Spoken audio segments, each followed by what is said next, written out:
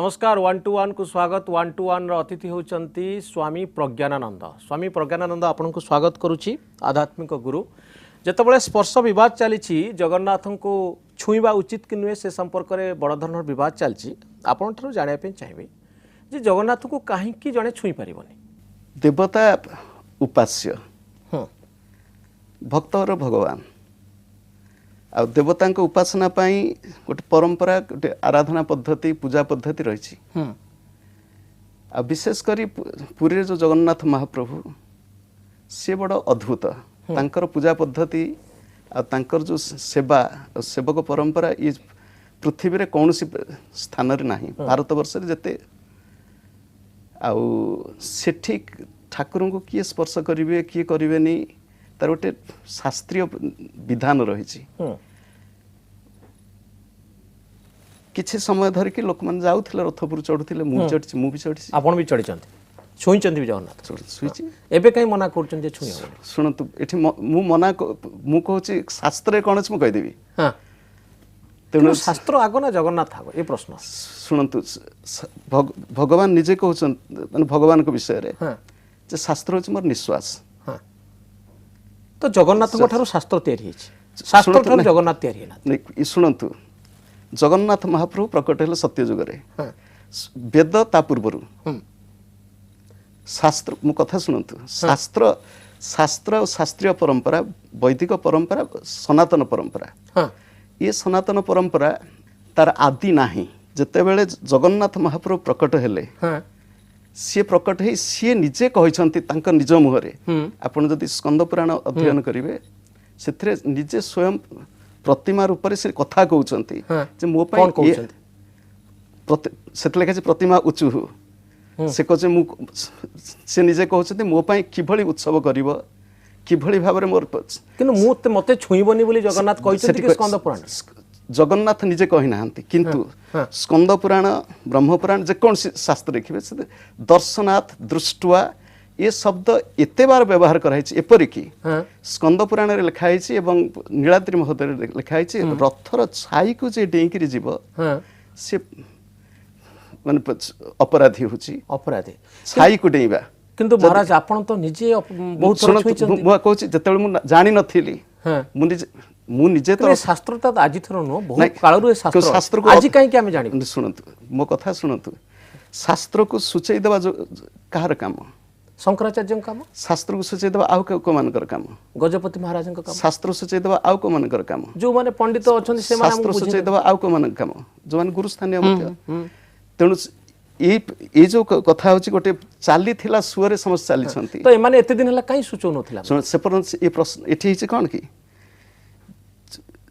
शंकराचार्य को प्रश्न पचरा है शंकराचार्य को मंदिर प्रशासन चिठी लिखि पचारा ये कौन करा उचित शंकराचार्य सेते बेले जते पचारे सी को मत रखिले शास्त्र आगुर न पचारे भी कौन कहवा उचित न जदि शास्त्र विरोधी काम होची शास्त्र जदि एते लोक अपराधी हो जाउचंती रथर छाई बाड़ीकरी ताले काहे कि शंकराचार्य एते दिन नीरव थिले हमका गोटे परंपरा चलछि परंपरा अनेक समय भूल भी हो पारे से परंपरा जदि कोर्ट समय जना पड़ला ये भूल हो जाउछि से संशोधन करदवा दरकार हाँ ठीक अच्छे संशोधन करा दरकार किंतु ये प्रकृति में परंपराटा भूल परंपरा एवं श्रीमंदिर सबू कम बर्तमान परंपरा अनुसार हो हजार हजार वर्ष धरी एबे भी मशाल सेठी जगन्नाथ मंदिर लगुच जदिव आम पाखे एत सोफिस्टिकेटेड बिजुली आलुओ अच्छे आम सब परंपरा को मानी एतिकी समय पहंडी करूँ एतिकी समय रथ चलेबू रथर एतिकी चक रगन्नाथर एतिकी पाटकना रे सबू शास्त्र और विधि अनुसार तैयारी होची तो एत बड़ भूल वर्ष वर्ष धरी हजार वर्ष धरी केमती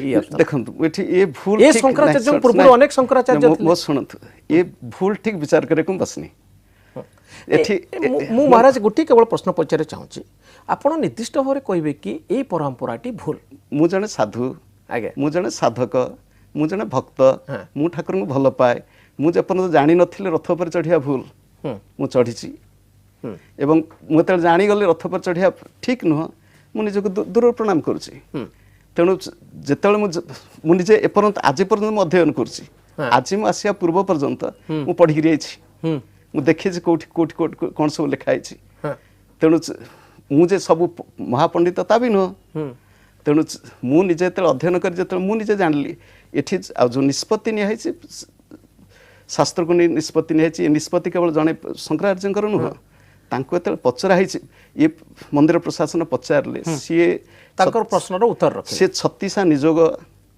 ସିଏ ପୁରୀର ଆଇନଜୀବୀ, କଟକର ଆଇନଜୀବୀ, ସମସ୍ତଙ୍କୁ ସବୁ ବସେଇକରି ଗୋଷ୍ଠୀ କରି କିନ୍ତୁ ମହାରାଜ ମୁଁ କେବଳ ସ୍ୱାମୀଜୀ ଆପଣଙ୍କୁ ଗୋଟିଏ କଥା ପଚାରିବି, 1000 ବର୍ଷ ଧରି ଯଦି ରଥ ଚାଲୁଛି, ଏ 1000 ବର୍ଷ ଧରି କ'ଣ ଲୋକଙ୍କ ଭିତରେ କାହା ଭିତରେ ପ୍ରଶ୍ନ ଉଠୁନଥିଲା ଯେ ପ୍ରକୃତରେ ରଥ ଉପରେ ଜଗନ୍ନାଥଙ୍କୁ ଛୁଇଁବା ଉଚିତ କି ନୁହେଁ? 1000 ବର୍ଷ ପରେ ଏ ପ୍ରଶ୍ନ କାହିଁକି ଉଠିବ? 1000 ବର୍ଷ କି କେତେ କିଏ ଜାଣିଛି? 1000 ବର୍ଷ ହୁଏତ ଯଦି କୁହନ୍ତୁ 2000 ବର୍ଷ ବର୍ଷ ଧରି ରଥ ଚାଲିଛି, ଏତେ ବର୍ଷ ଧରି କାହା ମନରେ କାହିଁକି ଏ ପ୍ରଶ୍ନ ଉଠୁନଥିଲା, ଆଉ ହଠାତ୍ ଏ ପ୍ରଶ୍ନ କାହିଁକି ଉଠିଲା?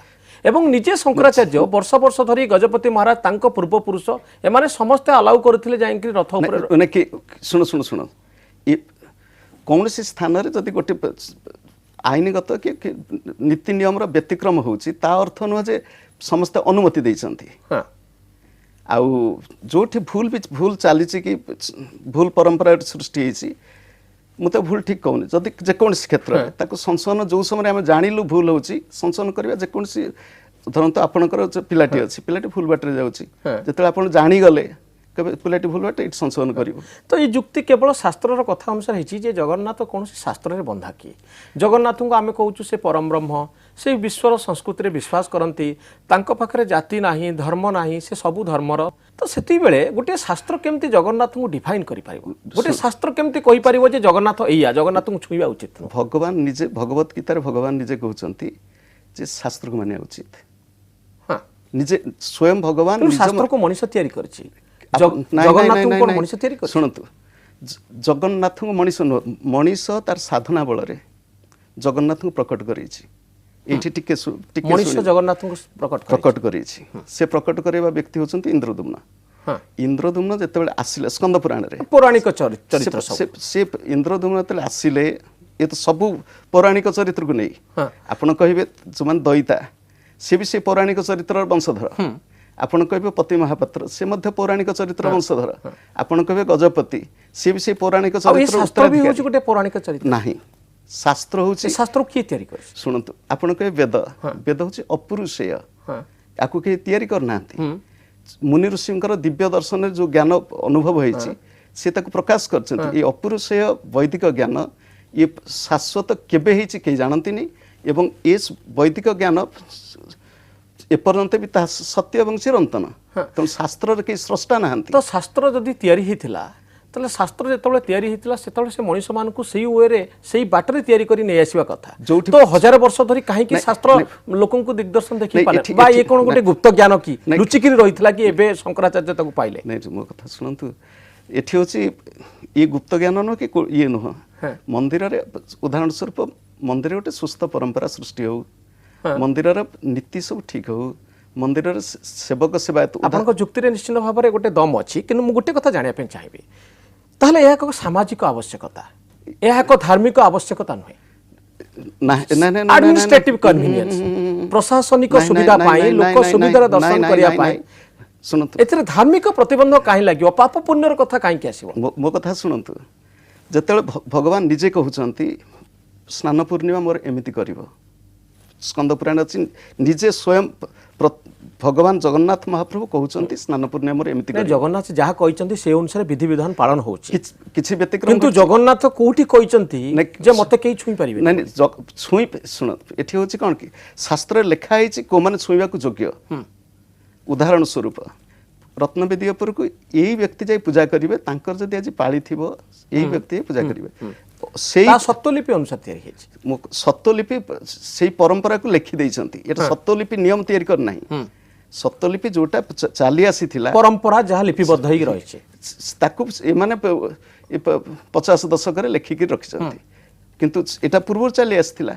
ତେଣୁ ଭଗବାନଙ୍କୁ ସ୍ପର୍ଶ କରିବାର କାହାର ବିଧି ଅଛି? ଖାଲି ଏତିକି ନୁହଁ, ଇଏ କେବଳ ଜଗନ୍ନାଥ ମହାପ୍ରଭୁ ନୁହଁ, ସାରା ଭାରତ ବର୍ଷରେ ଯେତେ ବି ମନ୍ଦିର ଅଛି, ପ୍ରତ୍ୟେକ ମନ୍ଦିର ବିଧି ଅଛି, ନିଶ୍ଚିତ ଭାବରେ ବିଧି ଅଛି। କିନ୍ତୁ ସ୍ୱାମୀଜୀ, ମୋର ନିର୍ଦ୍ଦିଷ୍ଟ ଭାବରେ ପ୍ରଶ୍ନ, ଆମ ସବୁବେଳେ ଆମ ଭିତରେ ଗୋଟିଏ କଥା ଆମେ ଜାଣିଛୁ ଯେ ଜଗନ୍ନାଥ ଭାବର ବନ୍ଧା ଭକ୍ତ ଆଉ ଭଗବାନଙ୍କ ଭିତରେ କିଛି ଡିଫରେନ୍ସ ନାହିଁ। ଜଗନ୍ନାଥ ବର୍ଷକ ଥରେ ବଡ଼ଦାଣ୍ଡକୁ ଆସନ୍ତି ଯେ ତାଙ୍କୁ ସମସ୍ତେ ଛୁଅନ୍ତୁ, ତାଙ୍କୁ ସମସ୍ତେ ଆଲିଙ୍ଗନ କରନ୍ତୁ, ଜଗନ୍ନାଥ ସହିତ ଭକ୍ତ ସହିତ ଭଗବାନ ମିଶିଯାଉ। ଏ ହେଉଛି ଗୋଟେ ଭାବର କଥା। ଶୁଣନ୍ତୁ, ଭାବ ଯଦି ଥିବ ତ ଶାସ୍ତ୍ର କାହିଁକି ପ୍ରତିବନ୍ଧକ ହବ? ଏଠି ଶୁଣନ୍ତୁ, ଏଠି କ'ଣ ହେଇଛି, ଗୋଟିଏ ମୁଁ କହୁଛି ଦାସିଆ ବୋଉରୀ, ହଁ ସିଏ ତ ନିଜେ ବି ଯାଇନି, ସେ ତ ନଡ଼ିଆଟେ ପଠେଇଦେଲେ ତାଙ୍କ ହାତରେ, ଠାକୁର ତ ନିଜେ ହାତ ବଢ଼େଇ ନେଇଗଲେ। ଏଠି ଭଗବାନଙ୍କୁ ଆମେ ଦର୍ଶନ କରିବାକୁ ଯାଉ। ଦର୍ଶନ କରିବା ଅର୍ଥ ନୁହଁ ସ୍ପର୍ଶ କରିବା। ଆଉ ଦେବତାଙ୍କୁ ସ୍ପର୍ଶ କରିବାର ଅଧିକାର ଯେଉଁମାନଙ୍କର ଅଛି, ଯେଉଁମାନେ ଅଧିକୃତ ସେବାୟତ, ସେମାନେ ସ୍ପର୍ଶ କରିବେ।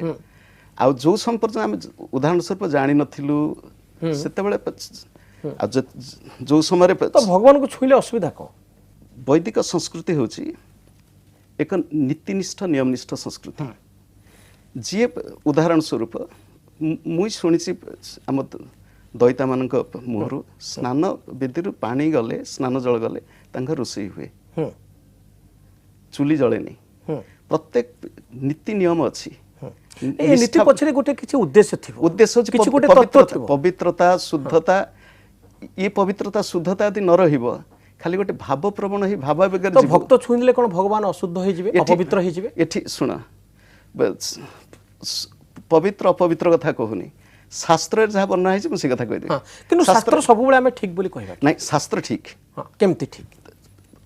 କୋଉଠି ଭଗବାନ ଭଗବତ ଗୀତାରେ କହିଛନ୍ତି। କିନ୍ତୁ ମୁଁ ଆପଣଙ୍କୁ ଜଣେ ଆଧ୍ୟାତ୍ମିକ ଗୁରୁ ହିସାବରେ ମୁଁ ଜାଣିବା ପାଇଁ ଚାହେଁ, କାରଣ ଆପଣ ଆମଠାରୁ ବହୁତ ଉପରେ ଅଛନ୍ତି।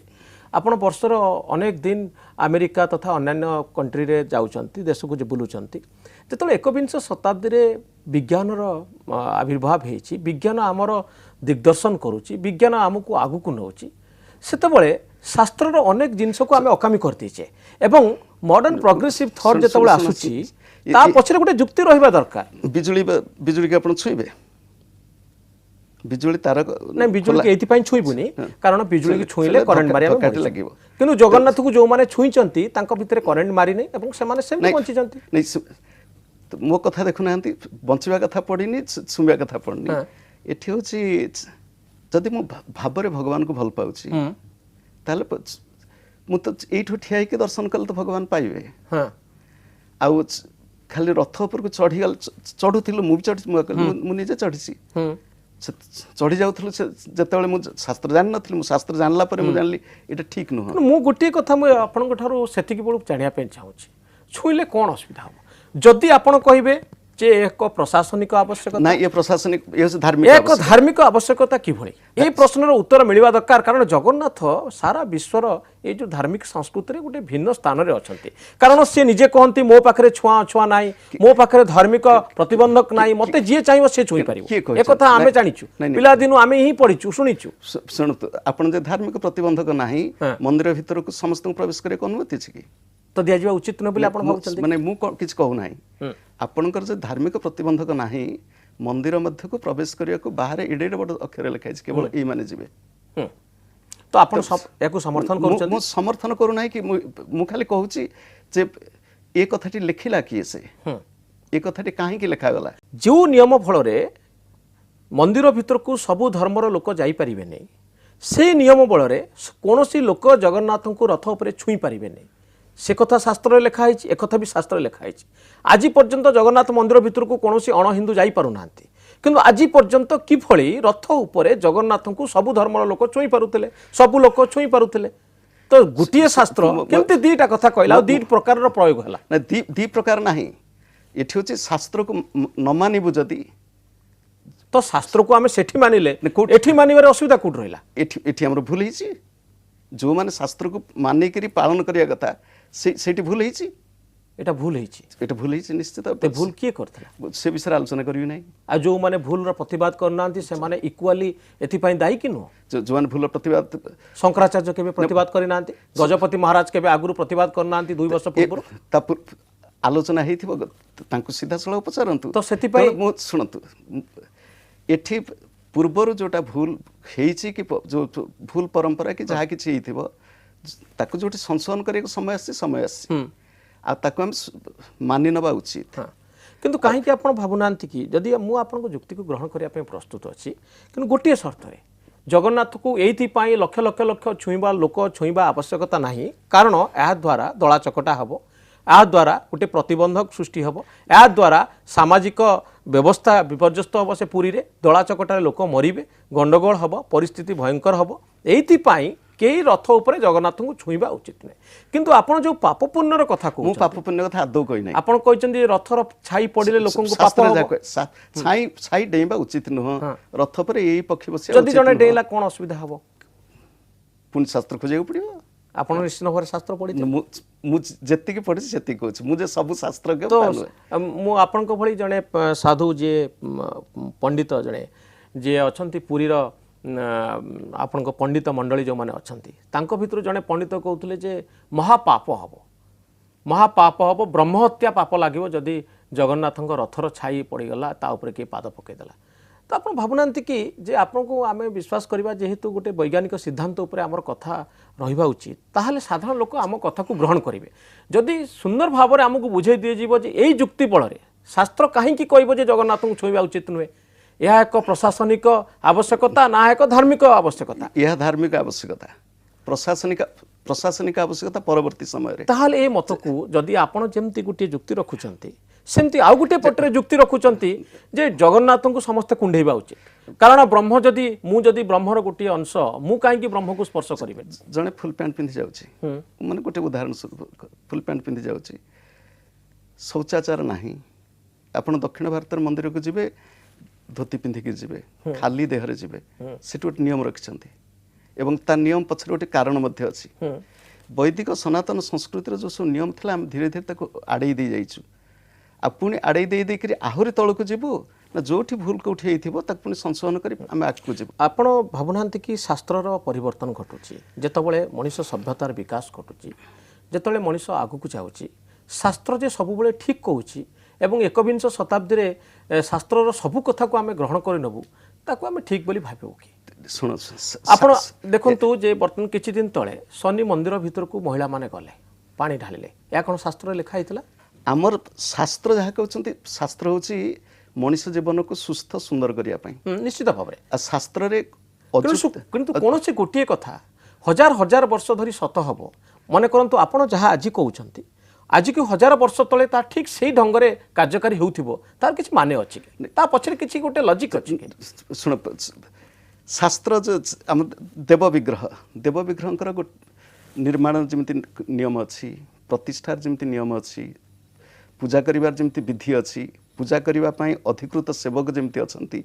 स्पर्श करिवा पई के अधिकारी ता मध्ये अछि तो से सब दृष्टि विचार कले शास्त्र जहाँ कही तो मानिक पड़ो हाँ नहीं मानिक पड़ो जे किंतु जड़े आप सन्यासी हिसाब से कहते कि आम जो मैंने साधारण लोक आम कि आम जो मैंने शास्त्र जाणीनु आम भावुँ जे समय बदली गला विज्ञान आमर आखि खोलीदेला आम प्रति कथार जुक्ति खोजुचु जितेबाला आपड़ कहते जगन्नाथ को छुईवा उचित नुहे से आम जुक्ति खोजबू जितेबाला आपड़ कहते जे रथर छुईले पाप हम आम पचारू कहीं पाप हम तो शास्त्र को आम चैलेंज करूँ कि ना एकविंश शताब्दी जो आधुनिक विज्ञान आपको चैलेंज कर शास्त्र जो नियम लिखाई उदाहरण स्वरूप ये दिन तुम उपवास कर पूर्णिमा अमावस्या कि उपवास कर आधुनिक विज्ञान धीरे धीरे स्वीकार करने कहीं उपवास करा निश्चित भाव जोटी करूनी ताको हम चैलेंज करा जीवा उचित एई शास्त्र कहितला जे चारि वर्ण होइचंती ब्राह्मण क्षत्रिय वैश्य शूद्र किंतु आजिरो समाज रे आपण देखिबे जो समाज रे आपण अछंती से समाज रे शूद्र ना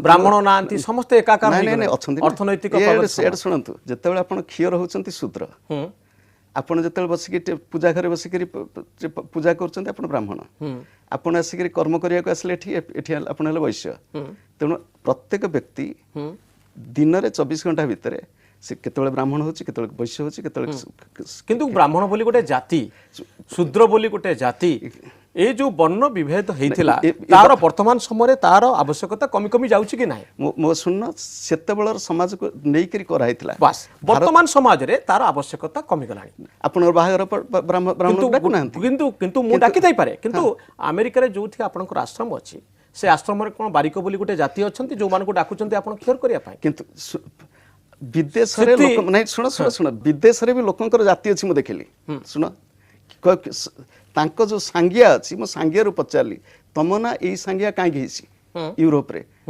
ତ ସାଙ୍ଗିଆରୁ ସେ ଗୋଲ୍ଡ ସ୍ମିଥ ହୁଁ ସେ କହିଲେ ଆମେ ସବୁ ପୂର୍ବପୁରୁଷ ଆମର ସବୁ ବଣିଆ ଥିଲେ ଆଜିକାଲି ସବୁ ବଦଳି ନିଶ୍ଚିତ ଯାଇଛି। ଭାବେ ମୁଁ ସେ କହିବା ପାଇଁ ଚାହୁଁଥିଲି ସ୍ୱାମୀଜୀ, ମୁଁ ଏହା କହିବା ପାଇଁ ଚାହୁଁଥିଲି ଯେ ଗୋଟିଏ କଥା ହଜାର ହଜାର ବର୍ଷ ଧରି ସେଇ ଢଙ୍ଗରେ ସେଇ ମାତ୍ରାରେ ପାଳିତ ନ ହୋଇପାରେ, ଅର୍ଥାତ୍ ହଜାର ବର୍ଷ ପରେ ଆପଣ ଆଜି ଯାହା କହୁଛନ୍ତି ତାହା ହୁଏକ ଭିନ୍ନ ରୂପରେ ଆମେ ପାଳନ କରିପାରୁ, ବା ଆଜି ଯାହା କହୁଛୁ ହଜାର ବର୍ଷ ପରେ ଯେ ତାକୁ ମାନିବୁ ସେ କଥାରେ କୌଣସି ଗ୍ୟାରେଣ୍ଟି ନାହିଁ। ଏବେ ବି ଯେ ପାଠ ତେଣୁ ଆପଣ ଯେଉଁ ଶାସ୍ତ୍ରର ଉଦାହରଣ ଦଉଛନ୍ତି ସେ ଶାସ୍ତ୍ର ଏକବିଂଶ ଶତାବ୍ଦୀରେ କିଭଳି ପ୍ରଯୁଜ୍ୟ ହେବ, କିଭଳି ରେଲିଭ୍ୟାଣ୍ଟ ହେବ, କିଭଳି ପ୍ରାସଙ୍ଗିକ ହେବ, ତାହା ହିଁ ବଡ଼ ପ୍ରଶ୍ନ। ଶୁଣ ଏ ବର୍ଣ୍ଣ ବ୍ୟବସ୍ଥା ବିଷୟରେ ପଚାରିଲେ ମୁଁ କହିଦେଉଛି। ବର୍ଣ୍ଣ ବ୍ୟବସ୍ଥା ଏକ ସୁସ୍ଥ ସମାଜ ଗଠନ ପାଇଁ ବ୍ୟବସ୍ଥା ଥିଲା, ବର୍ଣ୍ଣ କିନ୍ତୁ ବ୍ୟବସ୍ଥା ଆଜିର ଦିନରେ ତାର ଆବଶ୍ୟକତା ଅଛି କି? ଆଜି ଦୁନିଆରେ କ'ଣ ସିନା ବାରିକ ପୁଅ ବାରିକ ନ ହେଇପାରେ, ହଁ। କିନ୍ତୁ ବାରିକ ଦୋକାନ ଉଠିଗଲା କି? ନାଇଁ, ବାରିକ ଦୋକାନ ଥାଇପାରେ, ନାଇଁ ଥାଇପାରେ, ବ୍ରାହ୍ମଣ ବି ବାରିକ କାମ କରିପାରେ, ଲଣ୍ଡ୍ରି କରିପାରେ, ସେ ଯେ- ହଁ। କିନ୍ତୁ ଗୋଟେ ଜାତି ତିଆରି ହବ, ଏଇ ଯୋଉ ବ୍ୟବସ୍ଥା ଆଜିର ଦିନରେ ତା ପ୍ରାସଙ୍ଗିକ କି? ଏବେ ମଧ୍ୟ ଯିଏ ପାଠ ପଢୁଥିଲେ ମୋ କଥା ମୂଳ ତତ୍ତ୍ୱ ହୁଏତ ନାଇଁ, ଥାଇପାରେ, ମୂଳ ତତ୍ତ୍ୱ କିନ୍ତୁ ଭିନ୍ନତା ଆସିଛି କି ନାହିଁ ଆମ ସାମାଜିକ ଜୀବନରେ। କିନ୍ତୁ ତେଣୁ ଶାସ୍ତ୍ର ହଜାର ବର୍ଷ ତଳେ ଯାହା କହିଥିଲା ତା ଆଜି କିଭଳି ସେଇ ଆକ୍ଷରିକ ଢଙ୍ଗରେ ପାଳନ କରାଯିବ। ବୈଦିକ ସନାତନ ସଂସ୍କୃତି ହେଉଛି ଶାଶ୍ୱତ, ସେ କେ ବିନାଶ ହବ ନାହିଁ। ବୈଦିକ ବିଜ୍ଞାନ ଅଗ୍ରଗତି ହେଇଥାଉ, ଭାରତୀୟ ସଂସ୍କୃତି ଭାରତୀୟ ବୈଦିକ ଆଦର୍ଶ ବିଜ୍ଞାନର ପରିପନ୍ଥୀ ନୁହଁ। ଭାରତୀୟ ବୈଜ୍ଞାନିକ ମାନଙ୍କୁ କେବେ ଜେଲରେ ରଖା ହେଇନଥିଲା, ପାଶ୍ଚାତ୍ୟ ଜଗତରେ ଯେମିତି ରଖା ହେଇଥିଲା।